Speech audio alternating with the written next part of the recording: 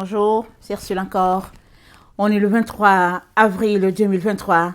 Alors, je viens sur la trompette aujourd'hui encore et je viens proclamer le retour de notre Seigneur Jésus-Christ. Amen et Alléluia. Alors, commençons ou recommençons. Amen. À la base et passons en revue les différents points de la doctrine de Christ. Comment marcher dans la lumière. Alors, je viens parler de la repentance. Amen. Tout à l'heure, j'ai parlé de la gestion de notre temps. Amen. Éviter de se retrouver dans une zone de paresse, et mettre, en place un programme pour pouvoir rencontrer Dieu. Et là, je viens parler de la repentance. Notre texte se trouve dans Matthieu 9. Le verset 23. Souvent, on ne fait pas attention. On donne sa vie à Jésus, soit on grandit dans une famille chrétienne, soit on fait un pas en ouvrant la bouche ou bien en ne pas ouvrant du tout. Et après, on met ça dans les oubliettes et on ne revient plus dessus. On se dit non, je suis chrétien. Mais le chrétien, c'est pas celui-là qui dit qu'il est chrétien. Le chrétien, c'est celui-là qui pose des actions, qui montre qu'il est chrétien. Amen. Alors le chrétien, c'est pas juste avec la bouche ou bien par la pensée. Mais le chrétien, c'est quelqu'un qui pose des actions, qui prouve que voilà ce qu'il est. Amen. Luc 9, le verset 23. Puis, Jésus dit à tous, si quelqu'un veut venir après moi, qu'il renonce à lui-même, qu'il se charge chaque jour de sa croix et qu'il me suive. Car celui qui voudra sauver sa vie la perdra. Mais celui qui la perdra à cause de moi la sauvera. Et que servirait-il à un homme de gagner tout le monde s'il se détruisait ou se perdait lui-même? Car quiconque aura honte de moi et de mes paroles, le Fils de l'homme aura honte de lui, quand il viendra dans sa gloire, et dans celle du Père et des saints anges. Je vous le dis en vérité, quelques-uns de ceux qui sont ici ne mourront point, qu'ils n'aient vu le royaume de Dieu. Amen. Alors, si quelqu'un veut venir après moi, dit Jésus, qu'il renonce à lui-même, qu'il se charge chaque jour de sa croix et qu'il me suive. Donc, venir à Jésus, c'est donner sa vie à Jésus. Comme je l'ai dit tantôt, on peut l'avoir fait dans l'enfance. Mais si on ne l'a pas fait encore, voilà le moment d'ouvrir la bouche, de dire Jésus-Christ, j'aimerais que tu sois mon sauveur. Je t'invite à venir prendre toute ta place en moi. Je t'invite à être mon sauveur, mon Seigneur, mon Maître. Je t'invite, viens faire ton habitat en moi. C'est comme ça que on l'invite, en ouvrant la bouche, en confessant. Parce que c'est en confessant de la bouche, dit la parole, qu'on parvient au salut. Donc, il est important donc d'ouvrir la bouche et d'inviter Jésus-Christ, comme il a dit lui-même, il a dit dans Apocalypse 3, il a dit, voici, je pense Apocalypse 3, le verset 20 ou 21, il a dit, voici, je me tiens à la porte et je frappe. Si quelqu'un entend ma voix et m'ouvre, j'entrerai chez lui, je souperai avec lui et lui avec moi. Donc, c'est une chose d'entendre la voix de Jésus, c'en est une autre de lui ouvrir. Et si tu lui ouvres, il te dit qu'il va entrer. Il va venir, il va souper avec toi et toi avec lui. C'est-à-dire, il va prendre un moment d'intimité avec toi, de communion avec toi. C'est ça qu'il est en train de te dire. Alors, il y a donc cette décision-là à faire, n'est-ce pas? Inviter Jésus-Christ dans sa vie. Et je l'ai intitulé repentance parce que quand tu invites Jésus-Christ dans ta vie, tu ne continues plus à faire les mêmes choses que tu faisais. Quand tu dis, Seigneur, entre en moi, je t'ouvre la porte et puis entre, tu es en train de dire à Jésus, je suis en train de renoncer à moi. C'est ça qu'il a dit. Il dit, si quelqu'un veut venir après moi, c'est-à-dire si tu veux suivre Jésus-Christ, il te dit, il faudrait que tu renonces à toi-même. Parce que tu ne peux pas suivre Jésus-Christ et en même temps diriger ta propre vie. Ça ne peut pas se faire. On a souvent essayé, c'est très difficile. Parce que Jésus-Christ te dit, va à gauche, toi tu décides d'aller à droite. Tu vas à droite et puis après, tu reviens, tu dis, bon, Seigneur, voilà. Parce que Jésus-Christ t'a dit d'aller dans une direction, toi tu as pris une autre. Alors suivre Jésus-Christ, c'est renoncer complètement à soi. C'est une décision, c'est une étape, c'est un choix. Amen. Et il nous invite tous à passer par là. Pendant qu'on est à l'extérieur, on a l'impression que c'est douloureux. Mais quand on choisit de vivre cette vie, c'est la chose la plus facile. C'est la chose la plus agréable. Parce que tu n'as plus de volonté, puisque tu la soumets à chaque jour à Jésus-Christ. C'est ça qui est dit dans notre texte, n'est-ce pas? C'est dit qu'il renonce à lui-même, qu'il se charge chaque jour. C'est pourquoi j'ai pris ce texte. Il y a d'autres qui disent de renoncer à soi. Mais le fait de parler de chaque jour, alors moi j'ajouterais chaque instant. J'ajouterais chaque seconde. Parce qu'on est des personnes vivantes, n'est-ce pas? On a des envies, on a des besoins, on a des soupirs, on a des émotions. Mais on est appelé à les offrir au Seigneur. Surtout quand ce sont les émotions négatives. Surtout quand ce sont les émotions de colère. Ou bien de vengeance. Ça, c'est des choses que Dieu n'aime pas. C'est de dire, Seigneur, Seigneur, Seigneur, au secours. Je viens laisser tout à tes pieds. Purifie-moi. Lave-moi. Donne-moi de m'abandonner totalement. Et de te laisser faire. Parce que Dieu dit, à moi la vengeance. À moi la rétribution. Alors Dieu nous a créés des êtres avec des sentiments, n'est-ce pas? Il ne nous a pas créés sans sentiments. Mais si tu veux venir après Jésus, Jésus-Christ dit de renoncer à tout ce qu'il y a en toi qui fait que tu serais toi. Tu serais content d'avoir vaincu ton ennemi. Tu serais content d'avoir assumé une bonne correction à quelqu'un. Le Seigneur te dit de sortir de là. Parce que la colère de l'homme n'accomplit pas la justice de Dieu. Tu dois renoncer. Alors j'ai pris le cas des émotions parce que souvent c'est des cas extrêmes. C'est quand on est dans cette situation d'extrémité qu'on peut voir un peu ce que Jésus-Christ est en train de dire. Mais quand il n'y a pas de situation, on se dit, oh non, Jésus-Christ, je te suivrai partout. Je t'aime, Jésus, tu es mon tout, tu es mon amoureux, tu es mon tout. Mais devant l'évidence des faits, souvent on se rend compte que c'est difficile de suivre Jésus, de tout renoncer à tout. Rappelons-nous, le jeune homme riche, il a dit à Jésus, je te suivrai partout. Qu'est-ce qu'il faudrait faire? Jésus-Christ lui a dit, observe les commandements. Il a dit, je les ai observés. La Bible nous dit, Jésus-Christ l'aima. Et Jésus-Christ lui a dit, va et vends ce que tu as et donne-le aux pauvres, parce que la Bible nous dit que c'était un jeune homme riche. La Bible dit aussi qu'il est parti tout triste. Parce que son cœur était attaché à ses biens. Il n'était pas prêt à vendre tout pour donner ça aux pauvres. J'ai dit, je ne sais pas si j'ai dit, Jésus a dit donner aux riches, mais c'est aux pauvres qu'on donne. Alors je ne sais plus ce que j'ai dit. Mais Jésus-Christ a dit d'aller vendre tout et de donner ça aux pauvres. Mais il était attristé. Il n'était pas prêt à céder ce côté-là de sa vie.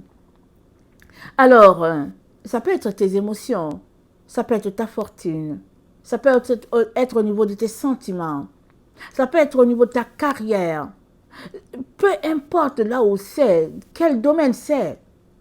Quand Jésus-Christ te dit, il faudrait renoncer à ceci ou cela, c'est l'étape à faire. C'est l'étape à suivre. Et souvent, ça nous prend tout, n'est-ce pas? Mais il faudrait que ce tout-là soit déposé au pied de la croix pour qu'on puisse grandir dans notre amour pour le Seigneur Jésus, dans notre abandon total pour lui. Amen.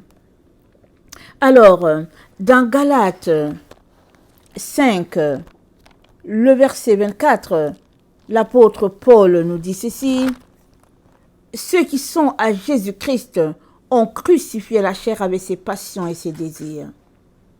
Ceux qui sont à Jésus, ils ont crucifié la chair, c'est-à-dire tes envies, toutes ces choses-là, excusez-moi, tu les as mis au bois. Tu as crucifié ça sur le bois. C'est-à-dire ça n'existe plus pour toi. Quand ça vient, tu dis seulement, Seigneur, j'ai tout laissé à la croix.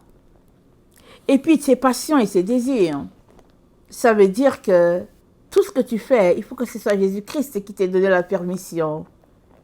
C'est toute une étape, toute une école. Amen. Et le Seigneur aimerait nous amener tous à cet endroit-là, où nous soyons dépendants totalement de lui, comme un enfant qui suit sa mère. La mère dit à gauche, l'enfant va à gauche, la mère dit à droite, l'enfant va à droite. Alors c'est ça. C'est dit le verset 25. Si nous vivons par l'esprit, marchons aussi selon l'esprit. Ne cherchons pas une vaine gloire en nous provoquant les uns les autres, en nous portant envie les uns les autres. C'est une marche à suivre pour quiconque le veut. Et le Seigneur nous aide de nous aider. Le Seigneur nous offre de nous aider si nous voulons, n'est-ce pas? Il ne va pas nous forcer à renoncer à nous-mêmes. Mais si nous sommes prêts à le faire, il va nous aider. Amen. Alors, la repentance, donc, c'est décider de ne plus faire ces choses-là qu'on faisait. Suppose que tu es quelqu'un qui était versé à fumer les bâtons de cigarette, par exemple. Si tu donnes ta vie à Jésus-Christ et que le Saint-Esprit te convainc que ce que tu fais, c'est mauvais, et le Saint-Esprit va te convaincre de ça, parce que tu es en train de souiller ton corps, tu vas décider d'abandonner ça. Tu dois décider d'abandonner. Et le Seigneur va t'aider. Parce qu'il t'appelle à renoncer. Alors, c'est d'aller à lui pour dire, Seigneur, moi j'ai décidé de laisser la cigarette. Viens à mon secours. Il va t'aider. Parce qu'il dit ce qu'il dit. Mais quand on ne veut pas, c'est autre chose. Mais si on veut, si on est sincère, qu'on est vrai, qu'on veut, alors, c'est fini, on ne va plus fumer. C'est une affaire de volonté. Alors, c'est aussi un défi dans notre vie au quotidien. Alors, donc, la repentance, c'est de venir demander pardon pour ces choses ces actions que nous commettons et que nous savons que le Père n'aime pas.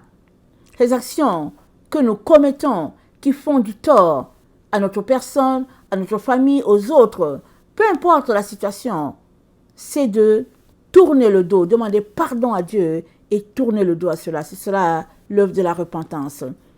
Alors, donc, se repentir, c'est tout un défi, mais c'est un défi qui va nous propulser très loin dans notre relation avec le Seigneur. C'est-à-dire, on se rapproche de lui si chaque jour, on prend chaque jour à la fois et on décide chaque jour de renoncer à nous-mêmes. Dans Deutéronome 30, le verset 19, voilà ce que Dieu dit à Israël. Il le dit aussi à chacun d'entre nous. Deutéronome 30, le verset 19, il dit: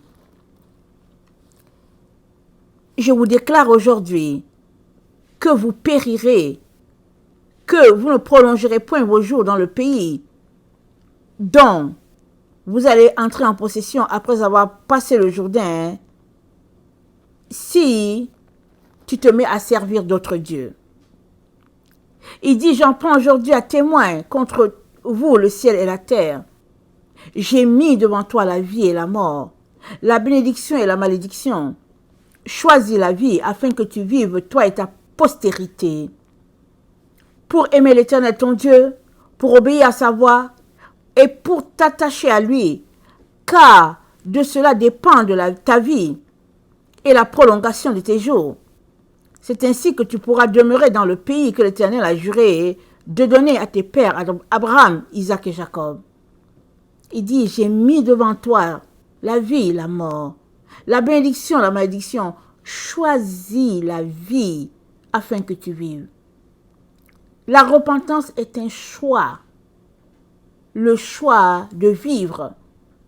Alors, c'est-à-dire, quelqu'un qui se répand, c'est quelqu'un qui a choisi la voie de la vie. C'est quelqu'un qui a choisi la voie de la lumière. C'est ça, la repentance. Tourner le dos à ce que nous faisions et décider d'obéir désormais à ce que Dieu attend de chacun d'entre nous. Dans 1 Jean 1, le verset 9, l'apôtre Jean nous dit ceci. 1 Jean 1, le verset 9.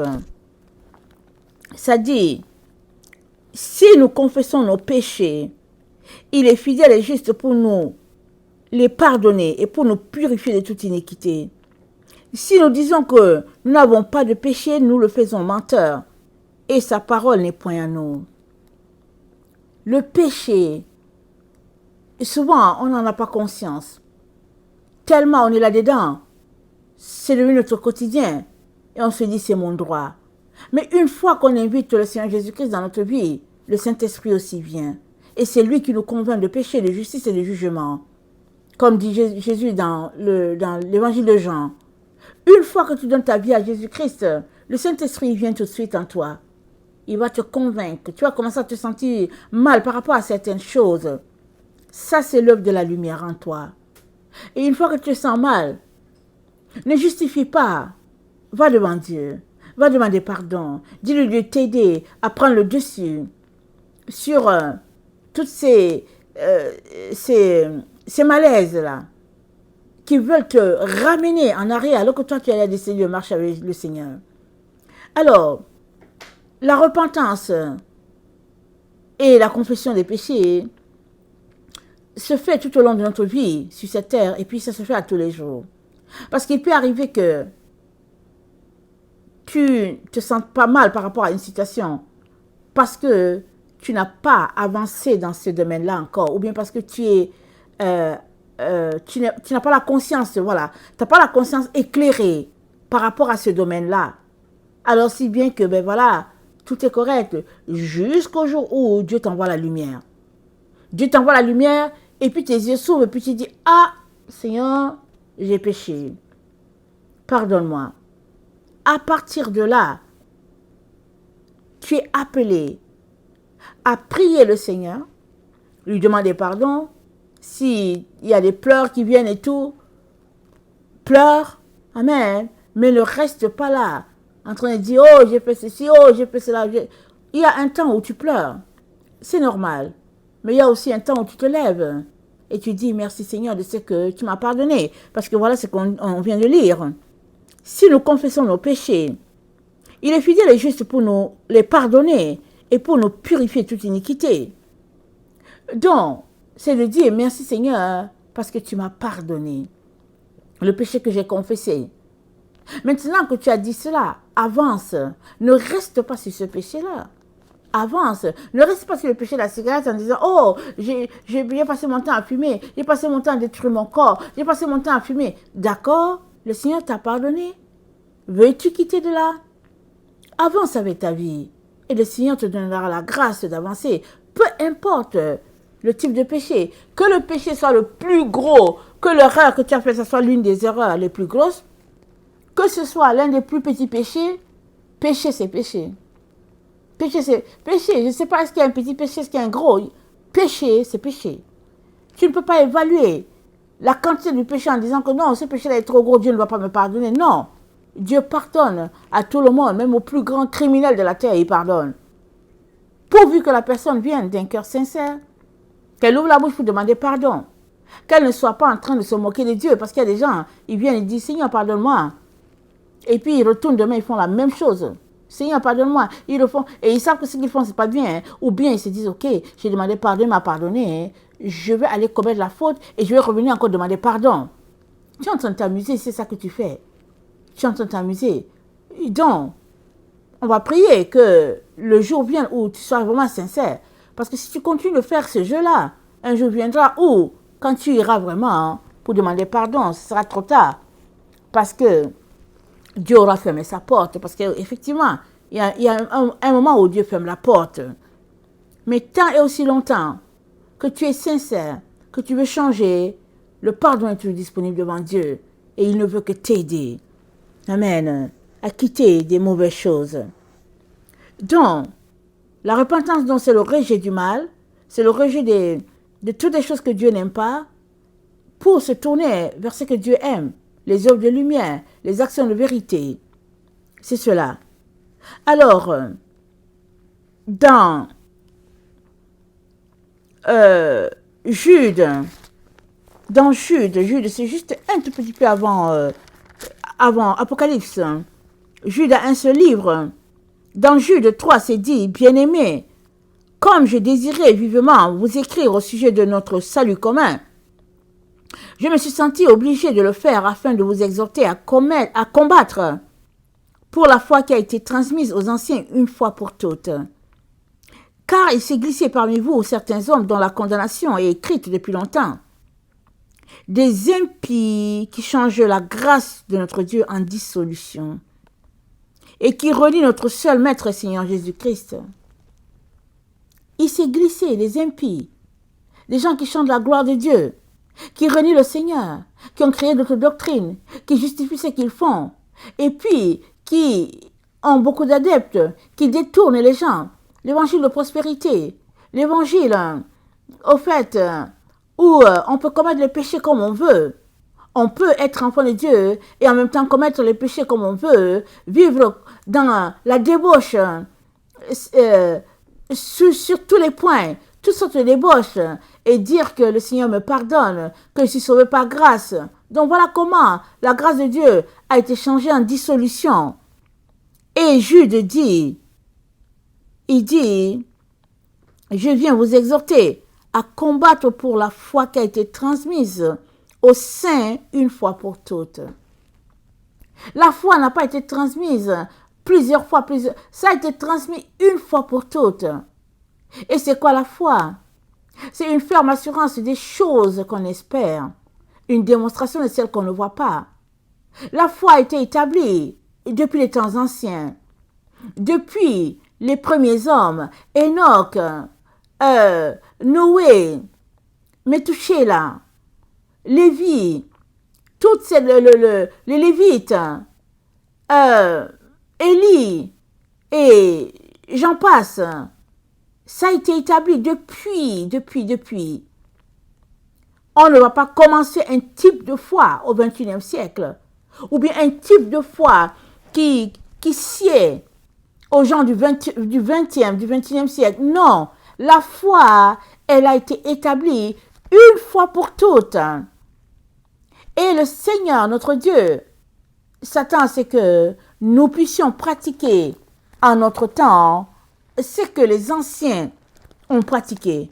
Nous puissions marcher à notre temps comme les anciens ont marché dans la crainte de Dieu pour le servir, lui être agréable, amen, et lui présenter un culte digne de ce Dieu-là qui nous a sauvés. Voilà à quoi Dieu nous appelle tout un chacun. Et Jude vient renchérir. La foi, elle a été transmise une bonne fois pour toutes. On ne va pas la réinventer. Les églises des hommes, ils ont réinventé la foi. Aujourd'hui, la foi, elle est suivant les différentes dénominations. Il y a la foi des catholiques, il y a la foi des baptistes, il y a la foi des pentecôtistes, il y a la foi des presbytériens, et puis j'en passe. Mais la foi, elle est tout simplement la foi établie par notre Dieu depuis les origines. Et notre Dieu s'attend à ce que nous puissions marcher, n'est-ce pas, dans le respect, la crainte de son nom, et puis pratiquer ce que lui, il attend de chacun d'entre nous. On ne peut pas bafouer ce que Dieu a déjà établi. On ne peut pas mépriser ce qui est déjà là en disant que, c'est pas grave. On est appelé à marcher comme ils ont marché. On est appelé à pratiquer les préceptes de Dieu, ses ordonnances, ses commandements, comme il l'a montré à ceux qui nous ont précédés. Alors, où se trouve l'obstacle? L'obstacle se trouve à notre niveau. Avons-nous renoncé à nous-mêmes pour suivre Dieu? C'est là que se trouve la question. Si nous avons renoncé à nous, notre Dieu nous aidera pour pouvoir arriver. Parce que dans Jérémie 17, au verset 13, voilà ce que notre Dieu dit. Toi qui es l'espérance d'Israël, ô Éternel, tous ceux qui t'abandonnent seront confus. Ceux qui se détournent de moi seront inscrits sur la terre, car ils abandonnent la source d'eau vive, l'Éternel. Ceux qui abandonnent Dieu, ils seront inscrits sur la terre. Mais quels sont ceux qui sont inscrits sur la terre? Si on connaît nos évangiles, ceux qui sont inscrits sur la terre, ceux qui sont chassés de la présence de Dieu, c'est ceux-là qui lui sont désobéissants. C'est ceux-là qui ne veulent pas marcher selon lui. Ils sont jetés dans les ténèbres du dehors. Là, il y a les pleurs et les grincements dedans. C'est là leur place. Ils errent.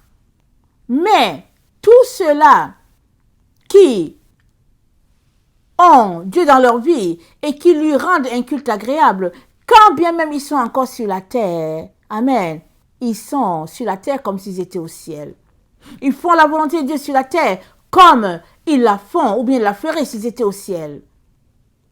Et nous sommes les enfants de notre Père si nous avons choisi de le suivre, de renoncer à nous-mêmes, mais aussi de pardonner à notre frère, à notre sœur, à pardonner à notre prochain. C'est cela, la marche de la repentance. Parce que souvent, on veut que Dieu nous pardonne. Parce que tel nous a fait ceci, tel nous a fait cela. Mais si tu n'es pas prêt à pardonner à ton frère, à ta sœur, pourquoi veux-tu qu'il te pardonne? On dit quoi? Pardonne-nous nos offenses, comme nous pardonnons aussi à ceux qui nous ont offensés. Ceux-là qui nous ont offensés, nous leur pardonnons aussi. Seigneur, pardonne-moi aussi les miens. Voilà comment nous devons nous comporter. Et la gloire de Dieu va tout simplement venir s'établir au milieu de nous, ses enfants. Parce que nous avons décidé, nous avons choisi de marcher comme il s'attend à ce que nous marchions. Ce qui se passe aujourd'hui, c'est que sur toute la terre, il y a des doctrines qui pullulent suivant les différentes dénominations. Si bien que il y a un qui suit un Jésus teinté d'une couleur, un autre suit un autre type de Jésus, et il y a 1000 Jésus-Christ sur la terre, avec 1000 doctrines. Mais au fait, il y a un seul Jésus. Et celui-là, c'est le fils de Marie. C'est le cadeau, le fruit que Dieu lui a donné, elle qui a été choisie. Et c'est lui qui est mort pour le péché de l'humanité. Il a donné de sa vie pour que toi et moi nous puissions avoir la vie. C'est ce Jésus-là que nous devons suivre. L'apôtre Jean nous parle de lui dans l'épître de Jean, de 2 Jean. 2 Jean, c'est un seul épître, ou bien une seule épître.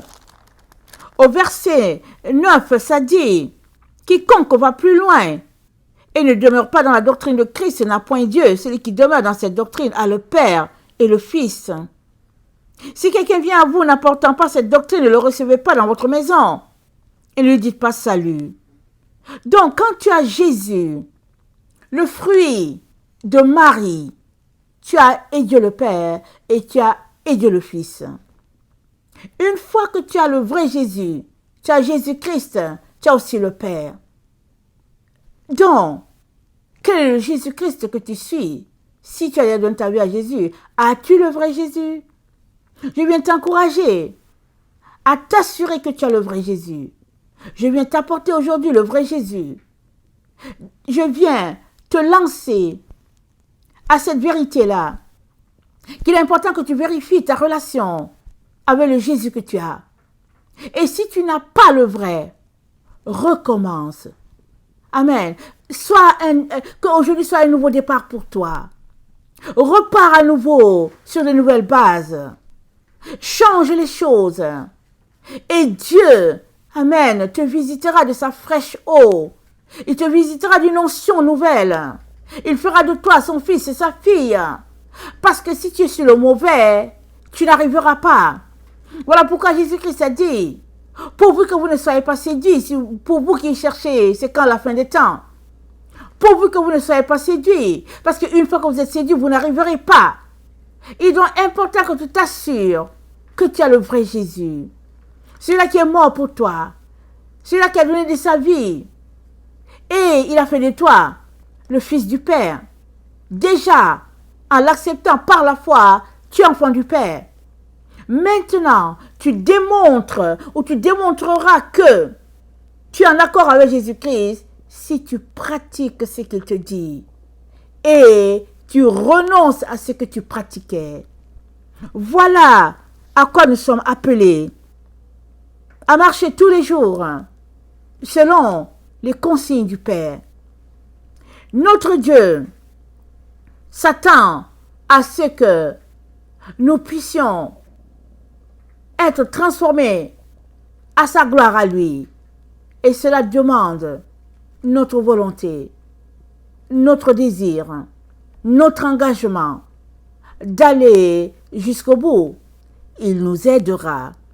Il ne nous laisse pas seuls. Il nous aidera.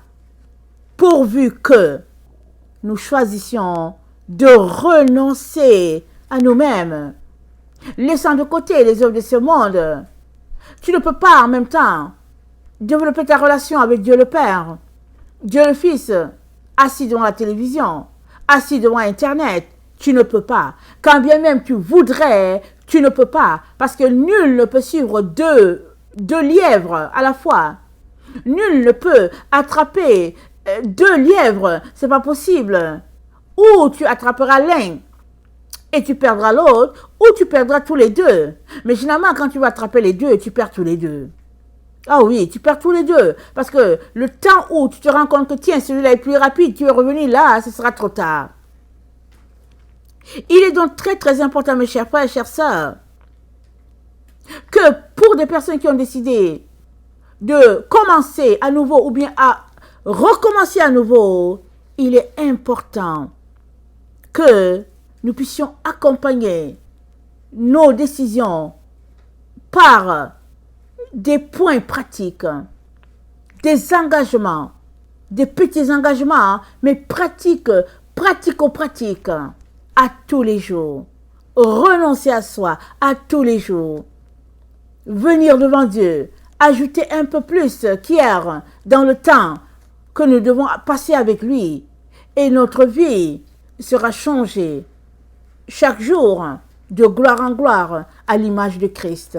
Que le Seigneur bénisse sa parole et que sa grâce soit abondante pour chacun d'entre nous aujourd'hui encore. Au nom puissant de Jésus. Amen.